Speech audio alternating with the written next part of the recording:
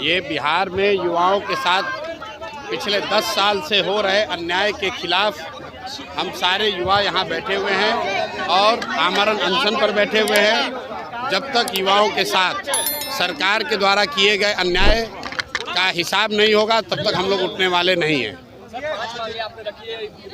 बेरोजगार युवाओं को भत्ता मैंने कोई नाम नहीं रखा, कोई नया मांग नहीं रखा है।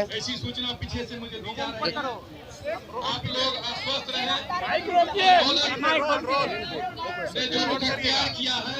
थोड़ा सा अनाउंसमेंट बंद कर दीजिए। क्या क्या है एक बार बता दीजिए।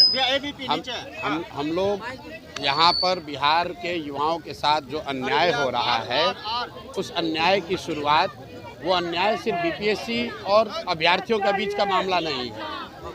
आज से 10 साल पहले 2015 में नीतीश कुमार ने, जो यहाँ के मुख्यमंत्री हैं, बिहार के गांव-गांव में घूमकर कहा कि बिहार के बेरोजगार बच्चों को हर महीने बेरोजगारी भत्ता मिलेगा और आज तक एक भी युवा को बेरोजगारी भत्ता नहीं मिला है।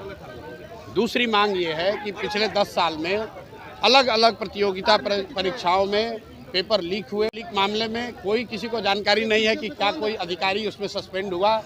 पेपर लीक करने वालों पर, उन शिक्षा माफिया पर सरकार ने क्या कार्रवाई की, तो हम लोग उस पर श्वेत पत्र की मांग कर रहे हैं। तीसरी मांग ये है कि जिन लोगों ने पूरे बिहार को, लोकतंत्र को लाठी तंत्र बना दिया है, जिन लोगों ने बच्चों पर लाठी मारा है, उन पर कार्रवाई हो, उन अधिकारियों पर कार्रवाई हो। चौथी मांग ये है कि बिहार में डोमिसाइल नीति लागू की जाए।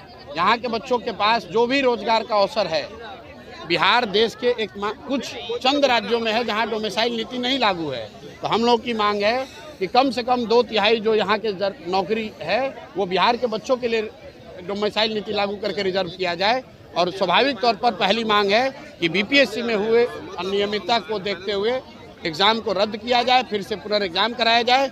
और जिन लोगों ने बीपीएससी में ये धांधली की है, एक एक सीट को बेचा है, उन पर सरकार कार्रवाई करे। और इस कार्रवाई के खिलाफ पिछले 13 दिन से ये बच्चे अनशन पर बैठे हैं, धरने पर बैठे हैं।